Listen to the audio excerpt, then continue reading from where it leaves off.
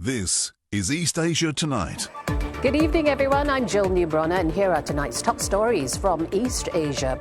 Fallout from the first salvos in a potential trade war. Vows of retaliation by America's major trading partners, including China, suing the U.S. at the WTO. Markets swooning in response to U.S. President Donald Trump's latest tariffs. Emerging market currencies weaken while investors dump stocks from East Asia all the way to Europe. Taiwan offers support to its tech firms based out of Mexico and China to relocate to the U.S. in a bid to sidestep the latest tariffs. Prime Minister Shigeru Ishiba to seek reassurance of U.S. commitment to Japan from President Trump during their upcoming summit in the face of challenges from China and North Korea. A top U.S. diplomat, Marco Rubio, warns Panama of consequences if it does not take action to end what he claims is Chinese influence on the Panama Canal.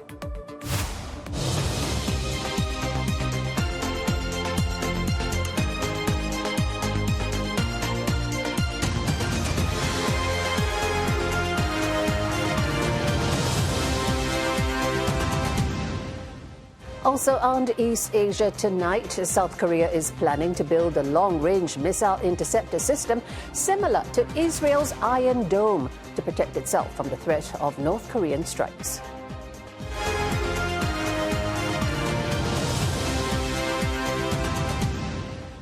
Right off the top of today's bulletin, we want to bring in Roland Lim for a wrap of market reaction out of the region. Now, Roland, we were all talking about Trump's tariffs. They didn't come as a surprise, but how are the equity markets reacting? Well, Jill, the markets have been roiled by the tariffs, with automakers hit particularly hard. Stock markets in East Asia stuttered on fears of a broader trade war as well as lower global growth sparked by Washington's tariffs. The levies target China, Canada and Mexico. But the rest of the world is bracing for impact given the global nature of supply chains. Japan's Nikkei 225 fell more than 2% in its worst session in 4 months. The country's chief cabinet secretary said the government will respond appropriately after examining the impact of U.S. tariffs. In South Korea, the benchmark Kospi index ending 2.5% lower, and Singapore's STI faring better than the rest of the region, but still down 0.8% for the day. Companies with manufacturing facilities in Mexico stand to take a hit from the new levies, especially firms that have moved production from China to Mexico to avoid the first round of tariffs. Now, some of these with such exposure include Japanese automakers. Japan alone has more than 1,300 companies operating out of Mexico. In South Korea, automakers like Kia getting a beating alongside with EV battery makers such as Samsung SDI and LG Chem. Mainland Chinese markets still closed for the Chinese New Year holiday, but Hong Kong resumed trade today. Our Chinese equities listed in Hong Kong outperforming their Asian peers as gains in tech heavyweights countered the negative impact of U.S. tariffs on China. The Hang Seng Index ending little change after falling as much as 2.5%, with a rally in Alibaba and SMIC providing support. Currencies are seeing big moves as well as money flocks to the dollar. The Chinese renminbi slumped to a record low in offshore trading, while the Japanese yen is seeing some safe haven demand. One part of the market gaining ground is energy on fears of crude oil supply disruptions due to the tariffs. U.S. market, the West Texas Intermediate is up 1.76%, $73.81 a barrel. And I'll have more on the impact of tariffs and some AI-related interesting news out of the region in a short while. But for now, it's back to you, Joe. We'll see you again, Roland. Thank you. Now, staying on this topic, Beijing is reportedly seeking discussions with the U.S. over the looming 10% U.S. levy on Chinese goods that's set to come into effect tomorrow. CNA's May Wong joining us live from Hong Kong. May, first of all, how is China planning to respond to President Trump's tariffs? Well, China was very quick in issuing its statement as Chinese Foreign Ministry spokesperson reiterated its consistent line that says that trade or tariff wars will benefit no one. China also took pains to remind the U.S. that the additional tariffs is actually a violation of WTO rules, and therefore reports have shown that China intends to file a complaint with the WTO on this. China is also of the view that this additional tariffs that will be laid on China will actually not resolve any of the domestic U.S. problems. That's because President Donald Trump had said previously that he's concerned about the illegal immigration as well as the drug activities, drug trafficking back in the U.S., and therefore he's imposing all these new actions. And China was very quick to say that, in fact, Beijing has been one of the top countries in the world in terms of taking tough actions against drugs. And also they've been collaborating with the U.S. in trying to combat the drug activities. So all these new measures are just going to be counterproductive, to be honest with you. And also this will affect the cooperation going forward.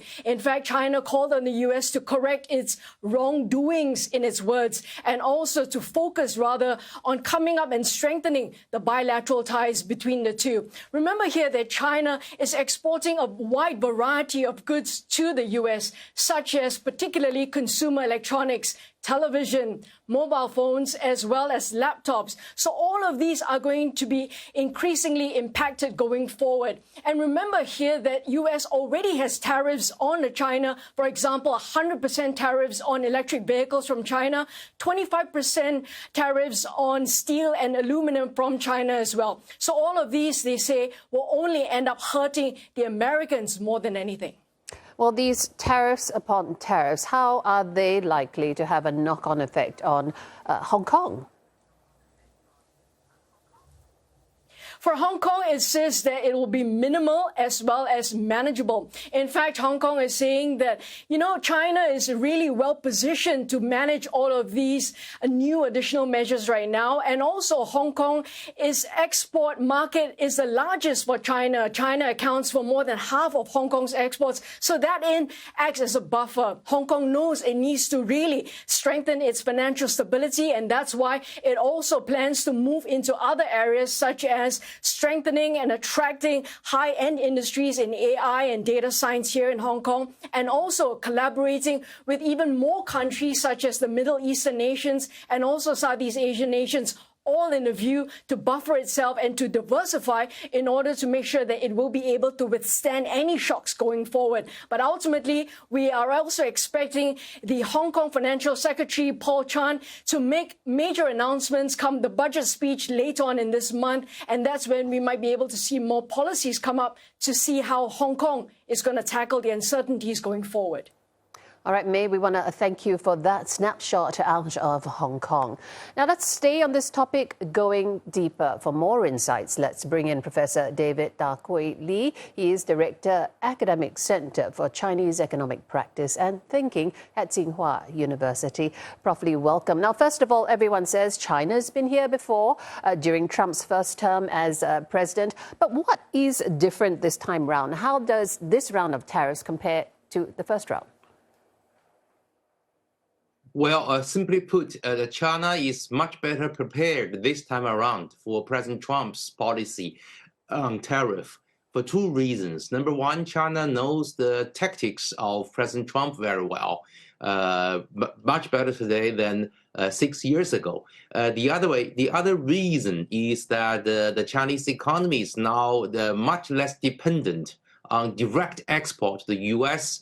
The share of direct export to the U.S. is only about 2.7%, as opposed to 3.7 or 3.8% 4 or 5 years ago. So also China has already put in place a program to boost domestic demand as a hedge against President Trump's trade policies.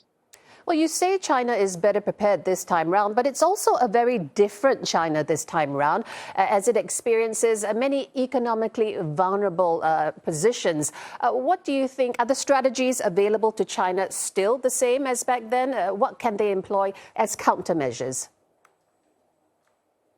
the major new measure China is now implementing in comparison with the case 4 or 5 years ago is that China is now trying to boost domestic consumption.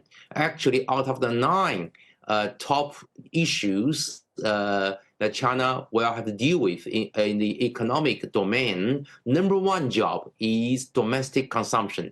So China is now having a huge trading programs for consumers to trading their old products and to buy new products with government subsidies. And also the central government is now jacking up its central government debt, which is only about 25% of GDP, to replace, or rather to swap out local debt to restore local government's dynamism, which is very important for the whole economic activities of the whole country. So this time around, domestic demand is the major instrument to go against President Trump's policy in trade. Well, let me tell you about another strategy that China is reportedly proposing, and that is to restore the Phase 1 trade deal signed in 2020 during Trump's first administration. Of course, I believe they might be hoping to ward off some greater tariff increases down the road. What do you make of that? I think China's initial response right now is very restrained. In other words, China is not quick to propose any retaliation. Rather, China only goes to the WTO to issue complaints, which is very, frankly speaking, a very good move to command the high moral ground. However, going to WTO will not have any tangible outcome because the WTO is now paralyzed. Now, coming back to the issue of China may try to negotiate with the US, and the bargaining chip China has is to buy more products China promised before the pandemic from the US. These are the swing states. These are the products of the swing states, including automobile, including agricultural products. So indeed, China is actually prepared to negotiate item for item with President Trump and his team. You called China's approaching of the WTO still under a muted response, but I'm wondering, isn't there legal implications behind that? What could the WTO do? Well, basically, WTO can do nothing because WTO used to have a panel consisting of 7 or 9 judges.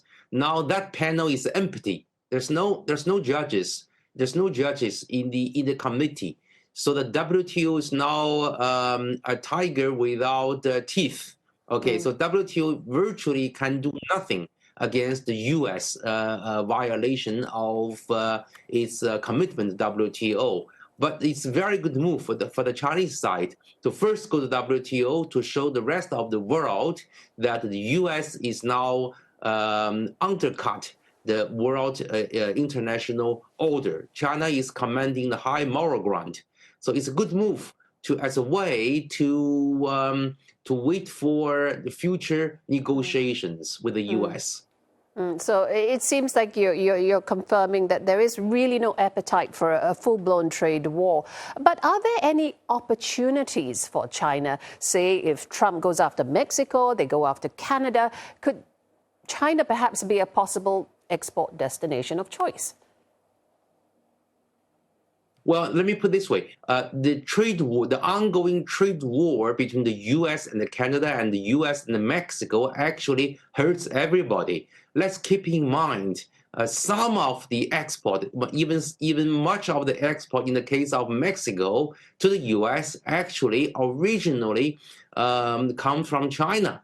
So the ongoing trade war hurts China indirectly, and not to mention that with the ongoing trade war, with the retaliation from Canada to the U.S. on tariff, the Canadian economy will shrink.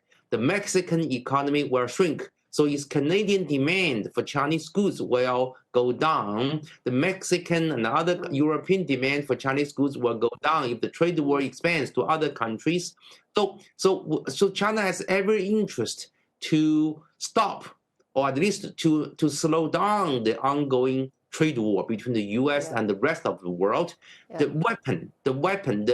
bargaining chip the China has in its own hands, as I already said, is the products from the swing states. I wonder if the answer to all this could be in the business sectors, because I ask, because Elon Musk has a very successful business, Tesla and other things in China. Does he play any role or any sway in these US-China tariff discussions? He's a powerful advocate for Trump, but also very connected to business and political figures in China. Could he help? Well, certainly, I strongly believe that Elon Musk is a very important player in this trade war. At the least, at the minimum, he can honestly tell President Trump that the consequence of a trade war will actually imply political pain for the U.S., for the voters, for the upcoming midterm election. Okay, so he will tell President Trump that by imposing tariff on Chinese automobile, for example, actually will only increase the price of consumers, will not help the voters in the U.S. So he will be a very good person in President Trump's team to be able to to be able to inform President Trump the real consequences of the trade war. If not to stop the trade war, at least he can inform President Trump with the reality. Well, we will see. Fascinating insight. Thank you very much, Professor David Daokui Li from Tsinghua University. Welcome. Coming up on East Asia tonight, SoftBank partners with OpenAI in a new joint venture and will spend billions a year to roll out AI for corporate customers in Japan. Later, Samsung's chairman J.Y. Lee gets a reprieve in a merger case. The court's ruling could remove long-running legal risks that Lee has faced from criminal cases.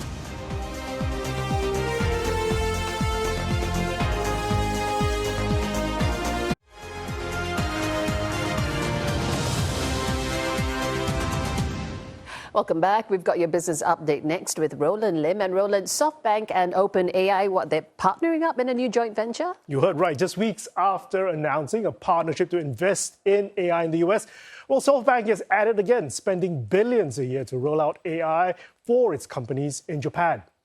Now, OpenAI has unveiled a ChatGPT tool called Deep Research that can produce detailed reports as China's DeepSeek chatbot heats up competition in the AI field. The announcement was made in Tokyo, where OpenAI chief Sam Altman also trumpeted a new joint venture with tech investor SoftBank to offer advanced artificial intelligence services to businesses. The new joint venture, billed SB OpenAI Japan, will provide selected Japanese firms exclusive access to services such as the ChatGPT Enterprise and other custom models, as well as OpenAI's newest tool called Deep Research. Now, SoftBank will spend some $3 billion annually on this. SoftBank CEO Masayoshi Son, who is eyeing a larger stake in the US firm, says he believes AI could surpass human intellect on a wide range of tasks within the next 10 years. The partnership comes days after the Japanese tech conglomerate says it is committing some $15 billion to Stargate. And that's a joint venture with OpenAI and Oracle that was introduced by US President Trump last week. Experts say Mr. Son's backing for OpenAI reflects his re-emergence as an investment force after a period of retrenchment sparked by the falling value of SoftBank's tech portfolio, as well as a series of high-profile stumbles.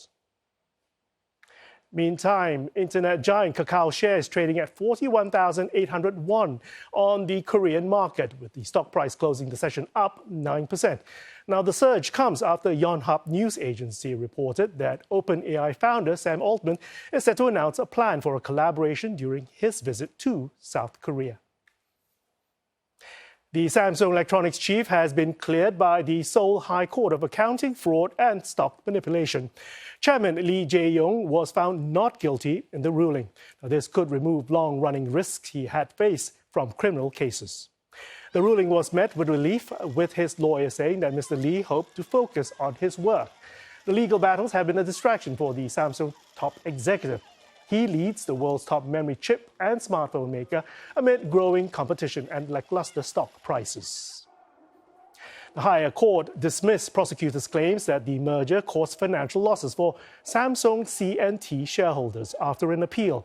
The ruling upheld the lower court earliest decision to clear Mr. Li of all charges relating to the $8 billion merger back in 2015 between two Samsung affiliates, that's Samsung C&T and JL Industries. It remains unclear if the prosecution will appeal the latest decision to the Supreme Court. Taiwan is bracing for a spillover effect from higher Trump tariffs on China and on Mexico. Taiwanese companies are key producers of tech products like semiconductors and electronics parts. They are vulnerable given that many have factories in both Mexico and China, and because Trump also threatens future tariffs on imported chips. Taiwan's government is pledging to help companies with Mexican operations to shift production lines and investments to the U.S., including helping them finding partners on the ground. Many Taiwanese companies have been shifting their supply chains and manufacturing to Mexico in order to get closer to the U.S. market. Foxconn said last year it was building the world's biggest assembly site for servers powered by NVIDIA's GB200 chips in Mexico. Taiwan's investment in Mexico will have reached some $4 billion by 2025, and that's according to Taiwan's representative office in Mexico. Its companies will have employed some 70,000 people in the country since 1999. Other Taiwanese partners to the U.S. AI chip designer include Inventec, which also operates plants in that country. Shares in Taiwanese tech companies with factories in Mexico ended in heavy losses. Hon Hai Precision, better known as Foxconn, dropping as much as 8%, while Inventec slumping as much as 8.5% at one point. That's their biggest intraday decline since August.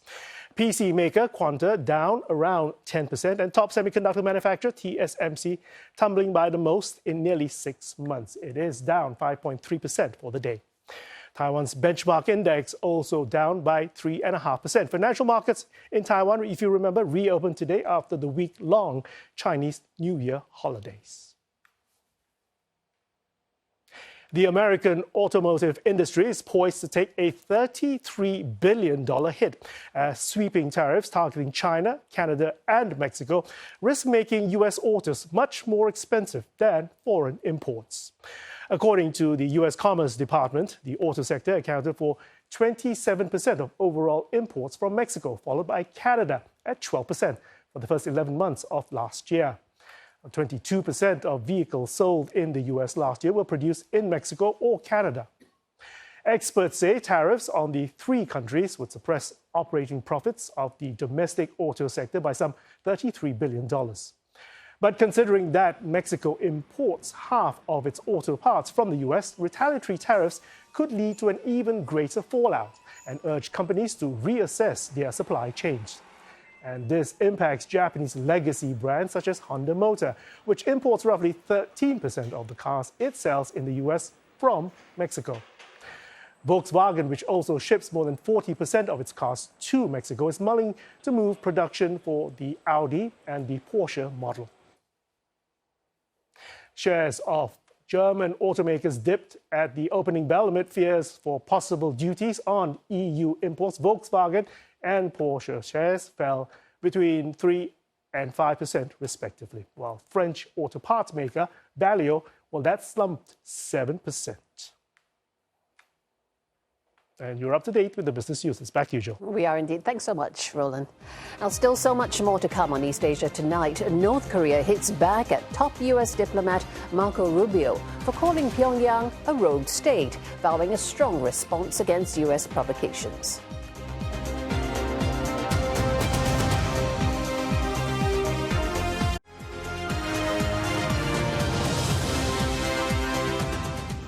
Fallouts from the first salvos in a potential trade war, vows of retaliation by American major trading partners, including China, suing the U.S. at the WTO.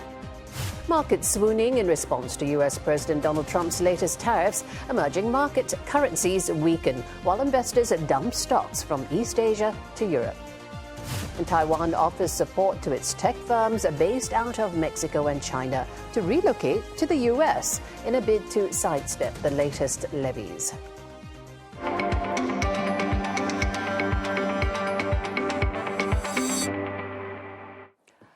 Well, the tariff fallout also set to be felt domestically in the U.S., but Mr. Trump said the pain for Americans will be worth the price as companies and consumers brace for the impact of his sweeping tariff plan.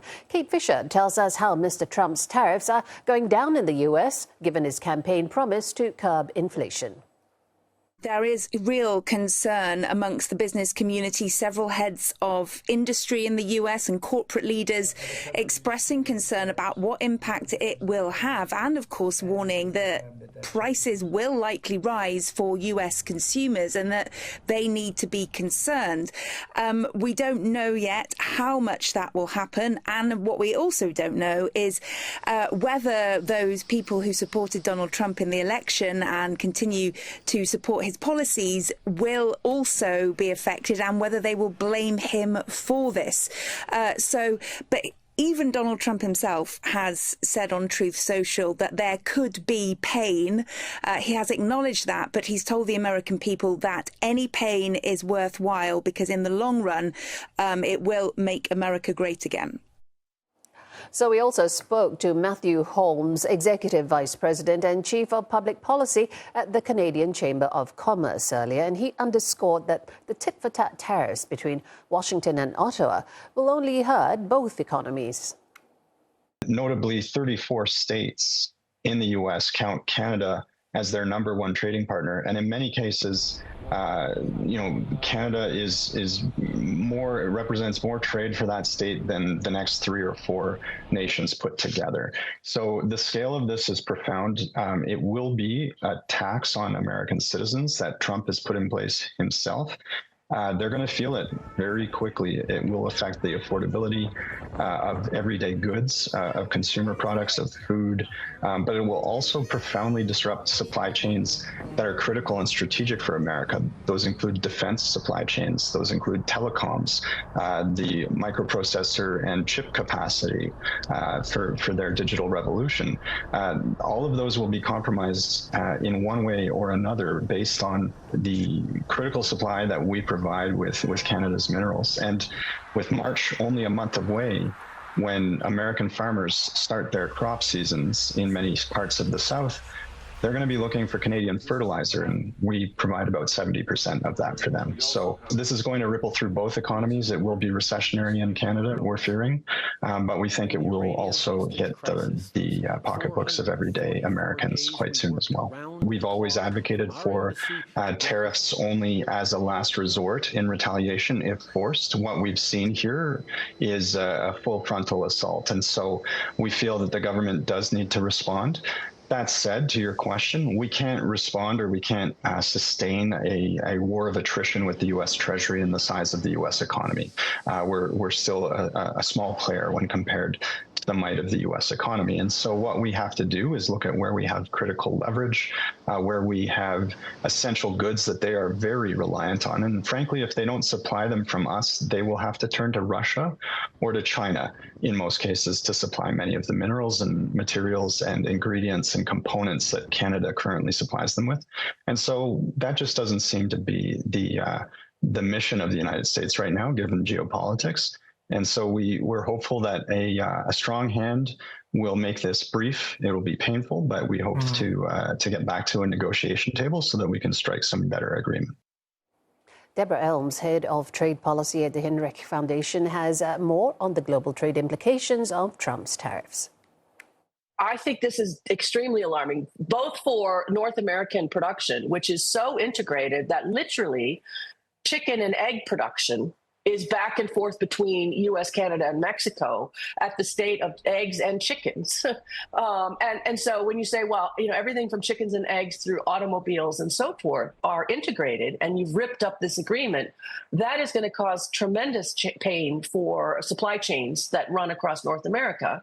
But it also is a powerful signal to the rest of the world that the United States is prepared to do extraordinarily unusual things in order to, as Trump says, make America great again. And so, yes, I think there are other countries in his sights. He's already threatened the European Union with upcoming tariffs later on in February. So I think this is only the beginning of what Trump intends to be a much broader assault on what he sees as unfair trade practices by the rest of the world towards the United States. Well, I think Asia has been kind of pleased in a way because under Trump 1, Asia did particularly well, especially places like Vietnam, where exports to the United States boomed as a result of restrictions on trade with China. I think it is a mistake to think that Trump 2 is going to be as benign for Asia.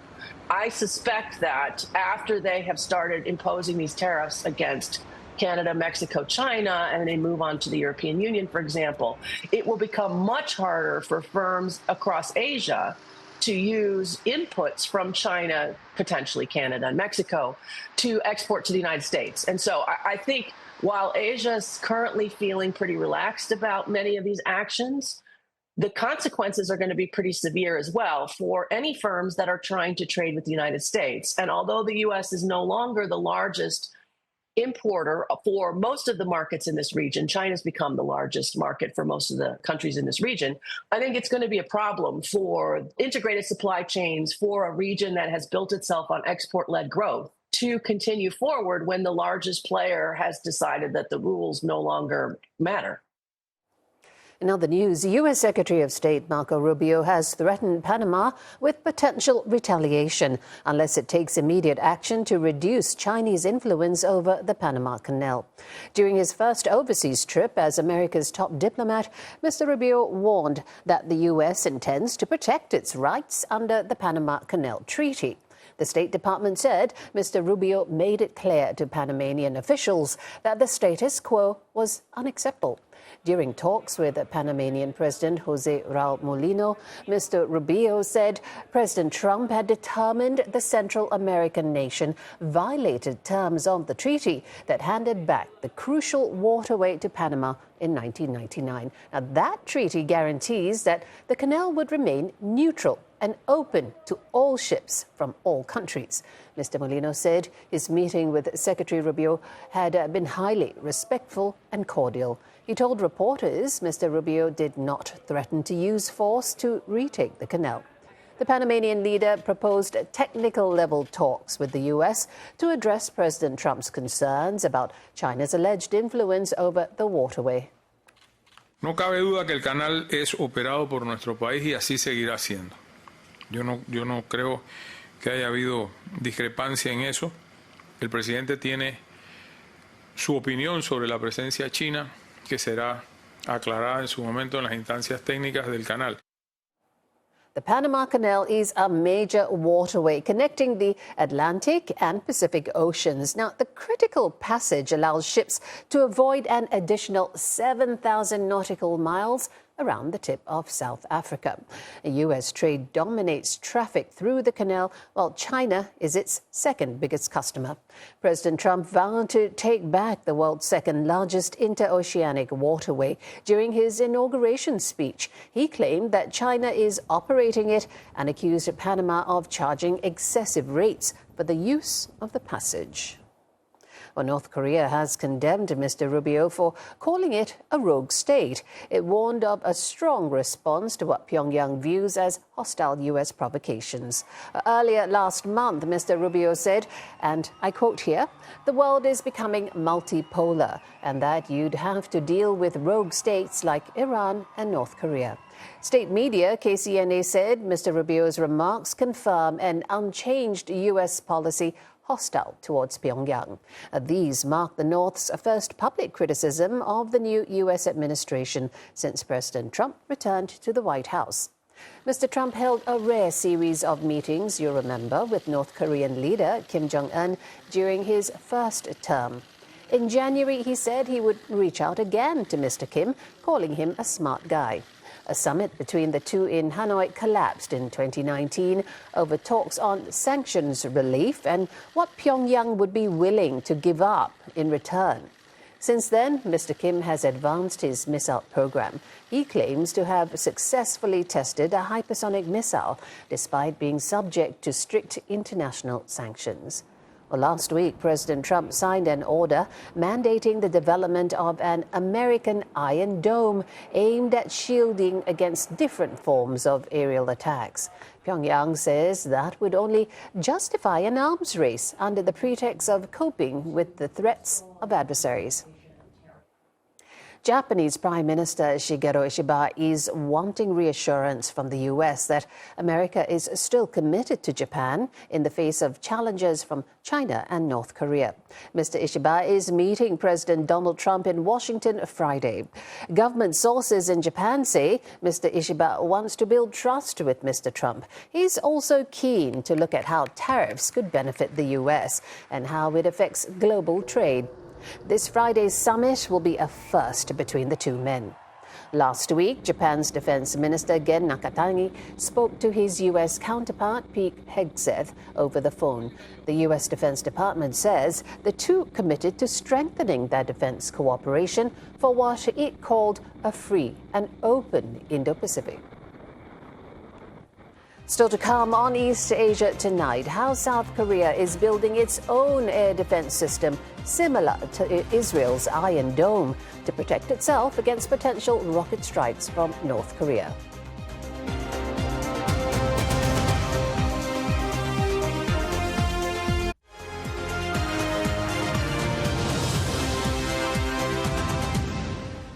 Welcome back. South Korea has unveiled a plan to enhance the country's defense capabilities with a long-range missile interceptor. The system is expected to come into operation in 2028 to protect civilians and military facilities from the threat of North Korean strikes. CNA's Rani Samtani takes a look at how it all works. South Korea has begun developing a new air defense system similar to Israel's Iron Dome. The aim is to protect the country from a potential North Korean attack.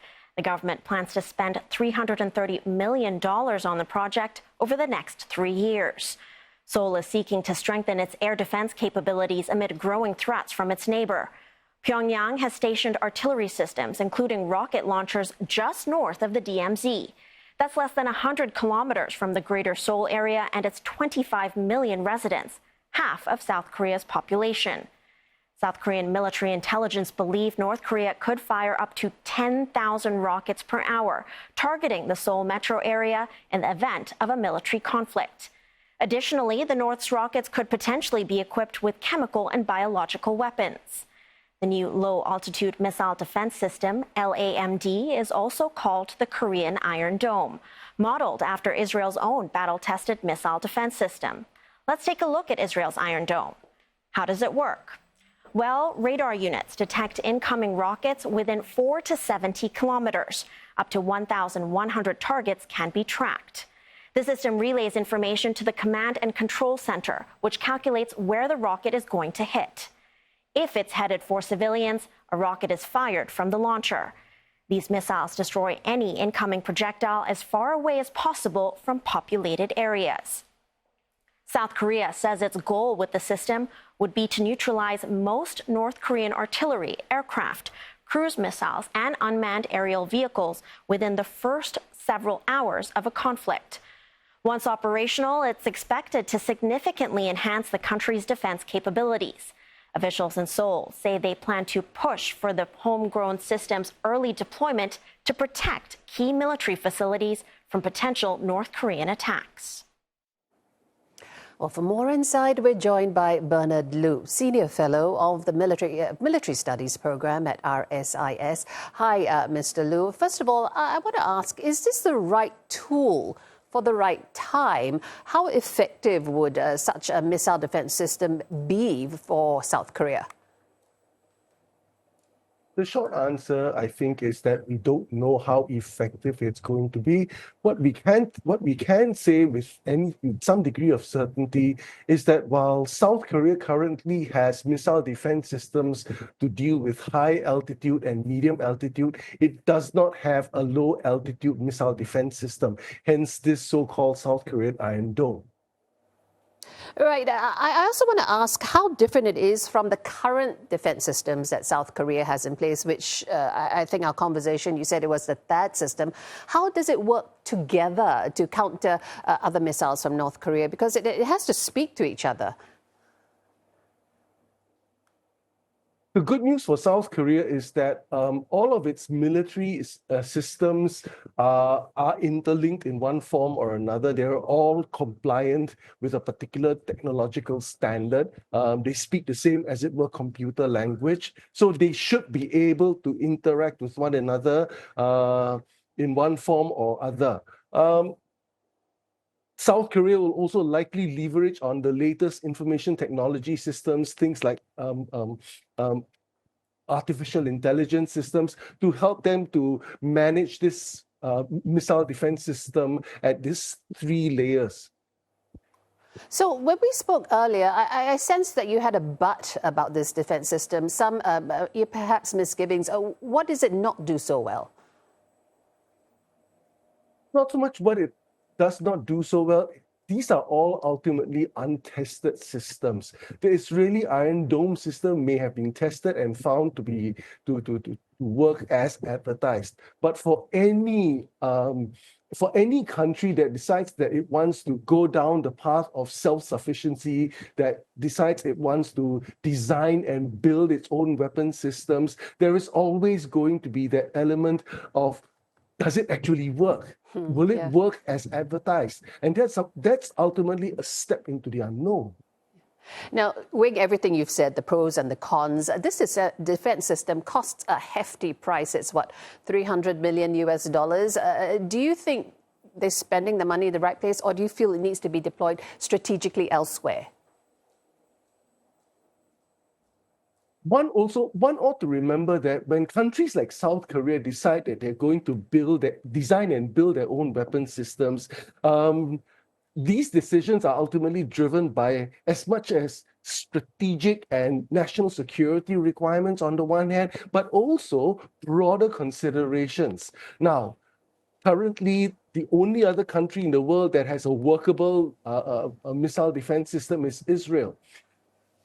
Unsurprisingly, there will be any number of Muslim majority countries that may face similar kinds of threats, similar kinds of situations, but understandably, they will not be prepared to do business with Israel.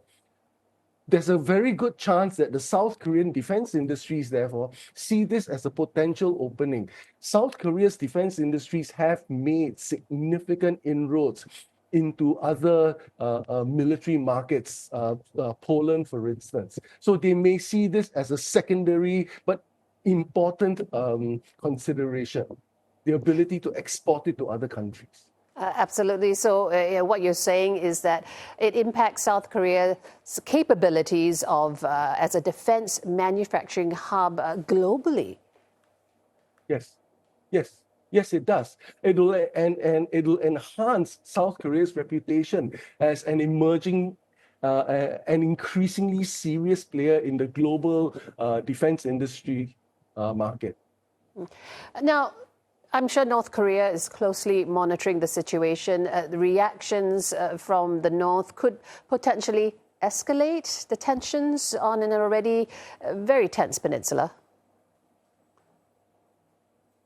I think the reality for anybody who studies the Korean Peninsula, the reality that we have to accept is that you're, in a sense, damned if you do, damned if you don't. And that's the problem that South Korea has always faced. If it does nothing about this alleged missile problem that they face, you can imagine the South Korean population increasingly asking questions like, we are so technologically advanced, we have this gap, why aren't we doing something to plug this gap? So the South Korean government has to do something about what they perceive to be a gap in their missile defense systems. Do you make but anything... in doing so, they are going to upset the North Koreans. You're correct. So it is ultimately a damned if you do, damned if you don't. Do you feel that, what do you make of the timing? Because this system doesn't come online for, another few years. What do you make of the timing of the announcement in the development of the system now? Have you been seeing any trends that point to a kind of inflection point in the relations between the two Koreas? I don't think that's necessarily the case. Developing a missile defense system on their own is going to be a hugely difficult enterprise for South Korea. Granted, the technologies are relatively stable. The question is whether or not they'd be able to learn from the Israeli experience, for instance, whether they'd be able to adapt what they already know from American missile defense systems into this new enterprise of theirs. And the timeline, I think, really reflects the complexity of the task ahead more than anything else. I don't really see any significant development that geopolitical issue that just happens to be so many years down the road. Bernard Lu, thank you so much for your insight. I've been speaking with Bernard Lu, Senior Fellow of the Military Studies Program at RSIS. China's box office sales revenue over the Spring Festival has surpassed $1 billion, approaching the record set last year. The Chinese New Year holiday is a popular time in China for moviegoing, proving to be a lucrative period for the film industry. The total box office in the Chinese film market now ranks first in the world, surpassing North America. Around 6 domestic films hit cinema screens last Wednesday, spanning a variety of genres, including comedy, action, martial arts, science fiction, and animation. But 3 films are topping the charts this year, with Nezha, Demon Child Conquers the Sea, taking first place so far. 这次哪吒给我的很受震撼。第2部给我的印象，剧情已经很成熟，然后剧情设计的最后的反转也是令我没有想到。这部哪吒是适合所有年龄段去看的。刚刚看到《封神》，我觉得里面的特效非常的炫酷，非常喜欢。 And that's about it for East Asia tonight, this Monday. But you know what? Your headlines anytime at CNA.Asia. Look for us also on Facebook and YouTube. Have a great evening.